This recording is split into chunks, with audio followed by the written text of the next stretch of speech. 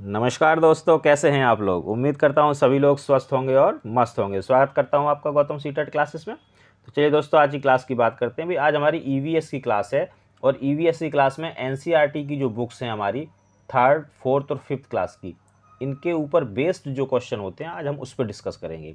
देखिए, जैसा कि आपको पता है कि सीटेट में जो ईवीएस है वो 30 मार्क्स का आता है, 15 + 15।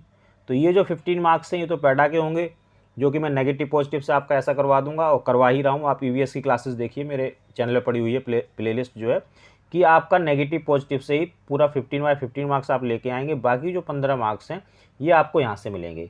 यहाँ से मिलने का मतलब है कि जो एनसीईआरटी की बुक्स हैं जो स्कूलों में लगी हुई हैं, जिनको बच्चे पढ़ते हैं थर्ड, फोर्थ और फिफ्थ, इनको आपको 2 के पाड़ी की तरह रटना है।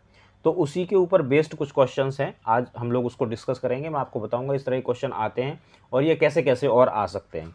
बाकी भाई, आप अगर सीटेट क्लियर करना चाहते हैं फर्स्ट अटैम्प्ट में, तो आपको एक काम ये जरूर करना पड़ेगा कि आप चैनल को सब्सक्राइब कीजिए और जो नोटिफिकेशन बेल है उसको ऑन करो। ऑन करने से ही आपको हर क्लास का नोटिफिकेशन मिलेगा और अगर आप मेरे चैनल पर रहेंगे तो मैं आपको 100% सीटेट क्लियर करवा दूंगा। चलिए दोस्तों, देखते हैं आज का पहला क्वेश्चन। 16 15 g ml घनत्व और 3 ml आयतन, किसी वस्तु का द्रव्यमान क्या होगा। तो देखिए, इसमें हमें कुछ फार्मूला है वो लगाने पड़ेंगे। जैसे घनत्व का फार्मूला देखिए क्या होता है। घनत्व का फार्मूला होता है द्रव्यमान। ये जो साइंस के बच्चे हैं अच्छे से जानते होंगे उसको, और भाई जिसके पास साइंस नहीं है उसको घबराने की ज़रूरत नहीं है, मैं उसको फार्मूला बता दूंगा। देखिए, अब वो क्या पूछ रहा है, वो द्रव्यमान पूछ रहा है। तो देखो, ये तो बहुत सभी बच्चे जानते हैं कि जब ये बराबर से इधर या इधर कोई चीज़ जाती है तो उसका निशान बदल जाता है। तो इस आयतन को अब इधर लाओ, यहाँ पे ये बटे में यानी कि भाग कर रहा है, तो इधर क्या करेगा, गुणा करेगा आयतन, तो हमें द्रव्यमान मिल जाएगा। अब देखिए, घनत्व कितना है 15, आयतन कितना है 3, इन दोनों को हम क्या करेंगे, मल्टीप्लाई करेंगे, तो आंसर हमारा आ जाएगा थर्ड, यानी कि 45 ग्राम। तो भाई इस तरह का क्वेश्चन जरूर आता है। अब इसमें होगा क्या, ये 15 की जगह 16 कर देगा, 3 की जगह 4 कर देगा, इस तरह से चेंज करेगा, बट आएगा जरूर। तो आप इन जो फार्मूला हैं छोटे छोटे, उनको आप जरूर याद करें, इन क्वेश्चनों को समझें। निम्नलिखित में से कौन सी अदिश राशि है। अब देखिए, कुछ तो राशियां हैं जो अदिश होती हैं, है ना, और कुछ होती हैं सदिश। तो अब ये इस तरह का क्वेश्चन है कि ये हर बार क्वेश्चन आ सकता है सीटेट में, क्योंकि अदिश राशियां भी बहुत सारी होती हैं, सदिश राशियां भी बहुत सारी होती हैं। वो बार बार इनको चेंज करता रहेगा और लिखता रहेगा। तो अदिश और सदिश के लिए मैं एक वीडियो बना दूंगा अलग से, उसमें एक मैं आपको ट्रिक भी बता दूंगा जिससे कि आपको हमेशा के लिए याद हो जाएगा। फिलहाल हम यहाँ देख लेते हैं कि जो हमारा यहाँ पे जो अदिश राशि है वो है हमारी द्रव्यमान। तो अदिश राशियाँ देखो वो होती हैं जिसमें सिर्फ परिणाम होता है, और सदिश राशियाँ वो होती हैं जिनमें परिणाम के साथ साथ दिशा भी होती है। तो ये इसमें थोड़ा सा फ़र्क होता है, ये मैं आपको सिखा दूंगा, आप इसकी चिंता बिल्कुल ना करें। इसका क्वेश्चन अक्सर आता है। अगला क्वेश्चन देखेंगे। एक ऐसी वस्तु जिसमें से कोई प्रकाश किरण गुजर नहीं सकती है। देखिए, तो आप थर्ड और फोर्थ की जो बुक्स हैं उसमें पढ़ेंगे तो इसका एक लेसन भी है, और उस लेसन में आपको समझ में आएगा। वैसे तो ये बहुत हल्का सा है। देखिए, जहाँ से प्रकाश की किरण गुजर जाए वो तो होता है पारदर्शी, और जहाँ से प्रकाश की किरण ना गुजर पाए वो होता है अपारदर्शी। तो वो यही चीज़ पूछ रहा था आंसर। अगला क्वेश्चन देखेंगे। पृथ्वी की सतह पर किसी वस्तु का भार क्या होगा जिसका द्रव्यमान चंद्रमा की सतह पर 10 केजी है। तो भाई इसको थोड़ा सा आप समझ लीजिए कि जो द्रव्यमान है, चाहे आप पृथ्वी पे जाओ चाहे आप चंद्रमा पे जाओ, वो सेम रहता है। भार बदलता है। भार कैसे बदलेगा, भार का जो है 6 गुना का इसमें रेशो रहता है। यानी कि जो पृथ्वी पे कोई चीज़ अगर पृथ्वी और क्या कहते हैं आपको जो चंद्रमा है, इस पर 6 गुने का असर पड़ जाता है, जबकि जो द्रव्यमान है वो हमेशा सेम रहता है। तो हमारा आंसर होगा 10 केजी। अगला क्वेश्चन देखेंगे। एक विलय, विलय का मतलब होता है जो चीज़ घुल जाती है, डिजॉल्व जो हो जाती है, कि विघटन दर किस पर निर्भर करती है। देखिए, मेरे साथ साथ आप भी अपना जो आंसर है वो करते रहिए, और फिर बाद में मुझे स्कोर जरूर बताना कि आप लोगों का क्या स्कोर रहा, कैसी आपकी तैयारी है। इस क्वेश्चन का आंसर करिए आप लोग। चलिए, आप लोगों ने कर दिया, मैं बता दूं। देखिए, जो तापमान जो होता है, जो टेम्परेचर होता है, टेम्परेचर पर डिपेंड करता है कि कोई चीज़ जल्दी घुलेगी या धीरे से घुलेगी। अगर टेम्परेचर हाई होगा तो कोई चीज़ जल्दी घुल जाएगी। जैसा कि आपने देखा होगा, मैं आपको उदाहरण बताता हूँ कि अगर आप चाय बना रहे हैं और चाय में आपने चीनी डाली और थोड़ी सी चम्मच हिलाते हैं और चीनी घुल जाती है। लेकिन यही चीनी जब आप शिकंजी में डालते हो, शिकंजी बनाते हो, और उसमें पहले से ही अगर आपने बर्फ़ डाल दी, यानी कि ठंडा हो गया। यहाँ चाय में क्या है, यहाँ पर टेम्परेचर हाई है, शिकंजी में टेम्परेचर लो है, तो शिकंजी में इस चीनी को घुलने में ज़्यादा टाइम लगेगा और चाय में जल्दी घुल जाएगी। तो यानी कि टेम्परेचर पर डिपेंड करता है कि जो विलय है, यानी कि जो चीज़ आप घोल रहे हो वो जल्दी घुलेगी या देर से घुलेगी। अगला क्वेश्चन देखेंगे। कोई व्यक्ति 30 अगस्त 2015 को किसी एक्सप्रेस ट्रेन में अहमदाबाद से त्रिवेंद्रम जाने के लिए बैठा। यह ट्रेन 1:30 बजे यानी कि 13:30 पर यानी कि दोपहर में अहमदाबाद से छूटी और 1 सितंबर को 7:30 बजे सुबह त्रिवेंद्रम पहुंची। यदि अहमदाबाद से त्रिवेंद्रम के बीच की दूरी 2268 किलोमीटर है तो इन दोनों स्टेशनों के बीच ट्रेन की औसत चाल क्या थी। देखिए, ये एक ऐसा क्वेश्चन है जो सीटेट में हर बार आता है। बस क्या होता है, ये दिन बदल जाता है और आपकी ये डिस्टेंस है ये बदल जाता है, समय बदल जाता है, बस यही सब चीज़ें बदलती हैं, पर इस तरह का क्वेश्चन आता जरूर है। ये थोड़ा सा मैथमेटिकल वे में हम इसको सॉल्व करेंगे, तो मैं चलिए आपको इसको थोड़ा सा करके दिखा देता हूँ। देखिए, ट्रेन आपकी चली 30 अगस्त को, फिर आया 31 अगस्त, फिर आया आपका 1 सितंबर। ये चली थी दोपहर में 1:30 बजे, तो यहाँ पे भी 1:30 बजे 31 अगस्त में भी 1:30 बजे आएगा और यहाँ पे ये पहुँची आपकी 7:30 1 सितंबर को। तो अब देखो, यहाँ से लेके यहाँ तक 24 घंटे हो गए। और अब यहाँ देखिए, अब ये दोपहर में 1:30 बजे पहुँची है ट्रेन, तो रात को 1:30 बजेंगे। 31 अगस्त में ही जब ये रात को जाएगी, रात को ट्रेन पहुँचेगी, तो 31 अगस्त की रात के बाद फिर 1:30 कब बजेगा, रात में 1 सितंबर को। तो 12 घंटे यहाँ जुड़ जाएंगे। फिर 1:30 बजे से 7:30 बजे तक यानी कि 6 घंटे ये। तो टोटल कितना हो गया, टोटल हो गए हमारे 42 घंटे, यानी कि ट्रेन ने जो टाइम लिया वो लिया 42 घंटे। तो हमारे पास टाइम कितना आया, 42 घंटे। और ये ऐसे ही आता है क्वेश्चन, ज़्यादा टफ नहीं होता, बस थोड़ा सा लेंदी होता है और कुछ नहीं होता। 42 घंटे। दूरी कितनी थी हमारे पास, तो भाई दूरी हमारी थी 2268 किलोमीटर।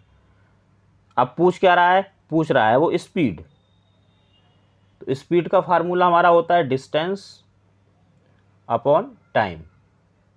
तो भाई देखिए, डिस्टेंस है आपका 2268 42। अब इसको अगर हम सॉल्व करेंगे तो हमारा आएगा 54 किलोमीटर प्रति आवर यानी प्रति घंटा। लेकिन 54 किलोमीटर प्रति घंटा आने से भी हमारी बात नहीं बनेगी। क्यों नहीं बनेगी, ये मैं आपको थोड़ा सा दिखाता हूँ। क्योंकि इसमें जो पूछा है उसने वो मीटर सेकंड में पूछा है।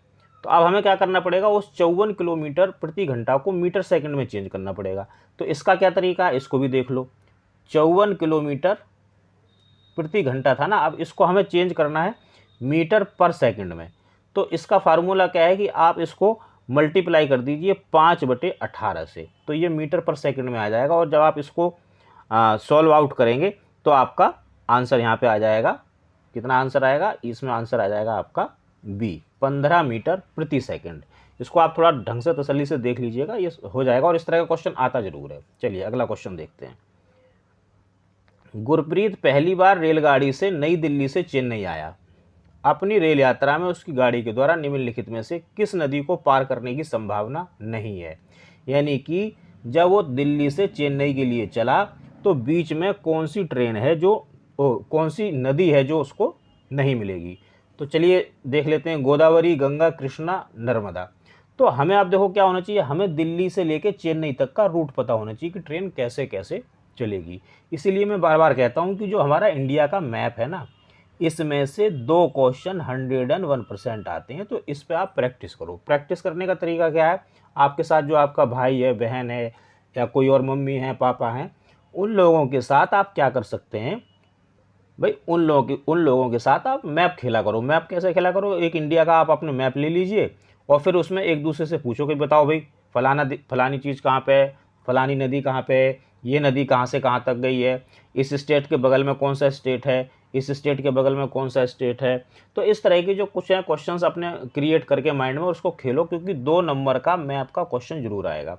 अब देखिए, इसको थोड़ा समझ लो, दिल्ली से चेन्नई, मैं आपको थोड़ा सा यहीं दिखा देता हूँ। ये देखिए, देखो भाई, ये तो है दिल्ली और ये है आपका चेन्नई। अब अगर वो ट्रेन से चलेगा तो ट्रेन जब वो चलेगा तो यहाँ से चलेगा, ट्रेन ऐसे चलेगी, क्योंकि ज़्यादातर जो ट्रेन्स हैं जो उनका रूट है वो मैक्सिमम मिनिमम पे होता है कि भाई कम से कम दूरी ली जाए। तो ये सीधे सीधे चलेगा, ऐसे ऐसे चलेगा और ऐसे चलते हुए ये यहाँ पहुँचेगा। इस तरह का रूट होगा उसका। अब देखो, अब उसने उत्तर प्रदेश को थोड़ा सा टच किया, बाकी कहाँ पे आया, मध्य प्रदेश, और मध्य प्रदेश के बाद ये आपका क्या है, महाराष्ट्र, में गुजरेगा, और ये आपका हैदराबाद तेलंगाना यहाँ पे है, और ये आपका अरुणाचल प्रदेश, और इसके बाद चेन्नई आ गया।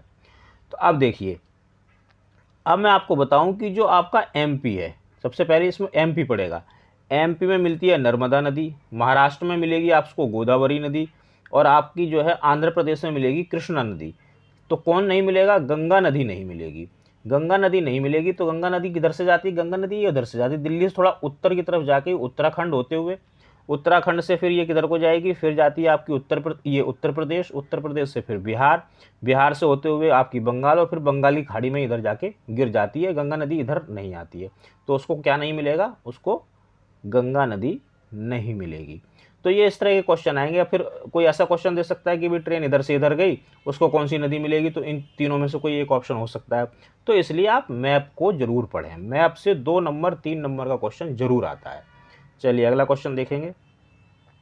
हमारे देश में निम्नलिखित स्थानों में कौन सा ठंडा रेगिस्तान है, फटाफट बताइए। ये तो आपको आता होगा, मुझे पता है, आंसर करिए। जी हाँ, लद्दाख ठंडा रेगिस्तान कहा जाता है, यहाँ बर्फ़ ही बर्फ़ है और कुछ आपको मिलेगा नहीं खास। कक्षा 5 की पर्यावरण अध्ययन की पाठ्य पुस्तक का एक पाठ, उसी से ठंडा उसी से गर्म, डॉक्टर जाकिर हुसैन द्वारा लिखी गई एक कहानी है। उन्होंने बच्चों के लिए ऐसी कई कहानियाँ लिखी, अपनी मृत्यु के समय वे क्या थे।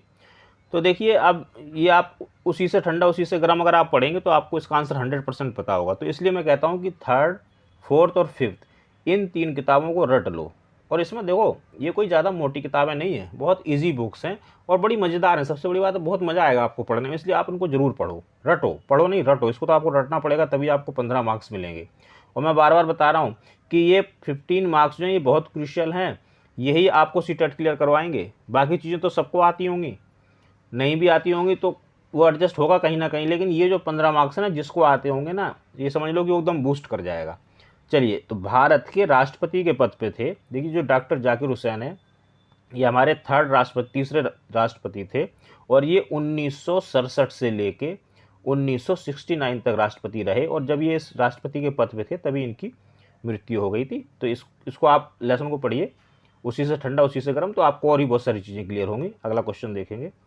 रेगिस्तानी ओक, देखिए के बारे में इसमें 4 कथन दिए गए हैं, आपको बताना है। तो देखो, यह ऑस्ट्रेलिया में पाया जाता है, बिल्कुल सही बात है। यह एक विशेष प्रकार का पेड़ है जिसकी जड़ें टहनियों से लटकी रहती हैं, तो भाई ऐसा नहीं है। ये सारी जानकारी आपको पता कब मिलेगी, जब आप 3rd, 4th और 5th की बुक्स पढ़ोगे तब, अदरवाइज तो आपको कुछ पता ही नहीं चलेगा। इस पेड़ की जड़ें जमीन में उस गहराई तक जाती हैं जहाँ तक कि पानी तक ना पहुंच जाए। कहने का मतलब है कि इसकी जो जड़ें होती हैं ना, रेगिस्तानी जो ओक होता है, ये नीचे ही नीचे जो इसकी जड़ें होती हैं वो चलती चली जाती हैं, कहाँ तक जाती हैं, जहाँ तक पानी ना मिले, और ये कई कई किलोमीटर भी चली जाती हैं। इस पेड़ के तने में पानी जमा होता रहता है और स्थानीय लोग पतले पाइप का प्रयोग करके इस पानी को पीते हैं, ये बात भी सही है। तो भाई ए, सी और डी ये आप पढ़ेंगे जब 3rd, 4th, 5th की बुक, तो आपको ये मिलेगा। और आप इसका क्वेश्चन जरूर आता है, हर बार आता है। बी छोड़ दो, बाकी ए, सी, डी तो आपका ये आंसर हो जाएगा। तो दोस्तों, ये 10 क्वेश्चन थे। आप अपना मुझे स्कोर जरूर बताएं कि आपका क्या स्कोर रहा, और इनको करना बहुत ज़रूरी है, इसकी प्रैक्टिस बहुत ज़रूरी है, इसके बिना आपका सीटेट क्लियर नहीं होगा। तो मित्रों, बताइएगा क्लास आपको कैसी लगी, आपका स्कोर क्या रहा, कमेंट जरूर करें। और बाकी सीटेट से रिलेटेड आपको कोई भी प्रॉब्लम है, PDF चाहिए, नोट्स चाहिए, कोई गाइडेंस चाहिए, तो आप मुझे इस नंबर पर व्हाट्सअप कर सकते हैं। मैं आपके हर क्वेरी का जवाब दूंगा और आपका सीटेट 101% क्लियर कराऊंगा। तो मित्रों, मिलेंगे अगली क्लास में, तब तक आप सभी लोग स्वस्थ रहें और मस्त रहें।